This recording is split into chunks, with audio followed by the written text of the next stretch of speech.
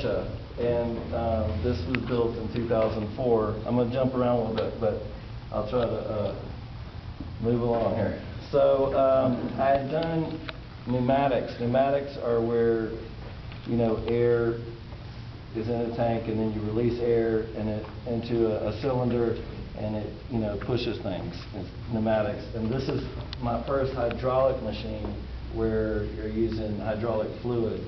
And I looked all over, all the Toys R Us and stuff, looking for a machine that walked, you know, a little toy, and I never could find one.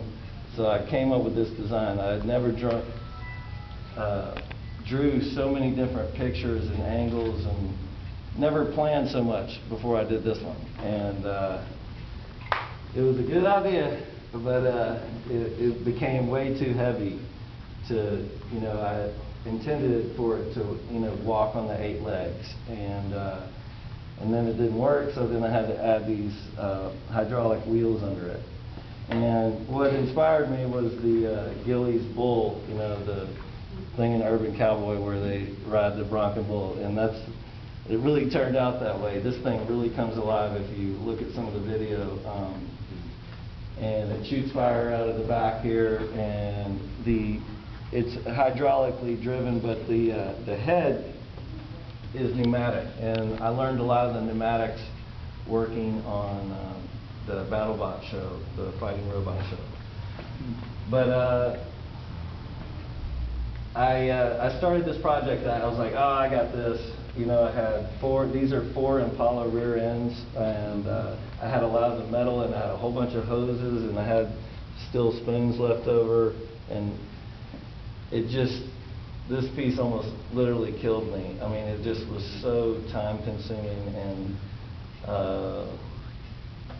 it was really a lot more than I thought it was going to be.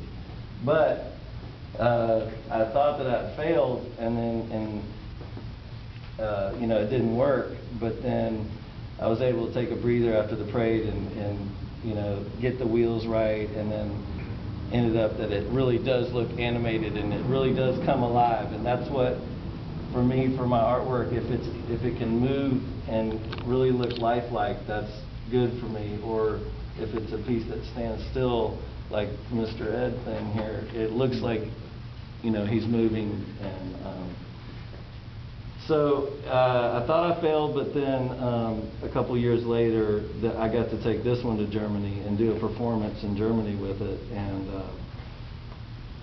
I made it to where it went into the shipping container, and so good thing that I didn't let it kill me. Where's your hydraulic power supply here? It's a forklift, an old forklift motor that powers the pump. And but I mean, I had to. I mean, I didn't realize that hydraulics and pneumatics were different in my head. But you have a generator in there then. For what? To power the hydraulic pump.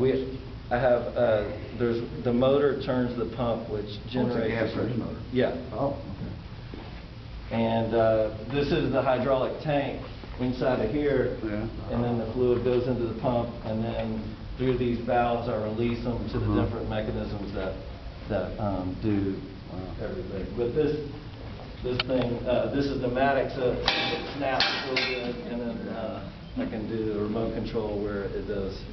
And then this was the 3rd vehicle I did with the spoons. And after 9/11, American Airlines out of Dallas got rid of their silverware, and it was all in packages. I mean, it was still, I had to like spend a long time just taking them out of the individual little bags, you know. And but I was, you know, one day later, it would have been loaded on a barge and shipped to China. So it was like, I was so lucky that if you turn around, Spoon of the Wood I was doing a show for the History Channel, and I was under contract with them, but I wasn't able to like do anything else, you know, that conflicted with them. So I was like, I'm going to do something, and I started building the frame of this. So I had built the head, the skeleton was like 85% done, but I didn't know what scales I was going to use, so I was going to look for different kind of metal that I could cut up like I did the other one, and then I came across the spoons. I was like, you know, just like could barely sleep that night, and then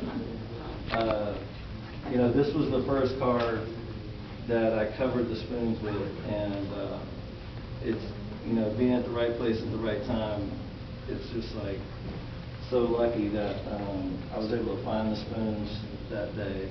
So at that point, did you have connections where people like call you and say, hey, there's a bunch of spoons, you need to jump on it? No, I mean, I just came across it. It was like, opened a box, and the box was this big. Oh, wow. And, I was like, okay, how much for that?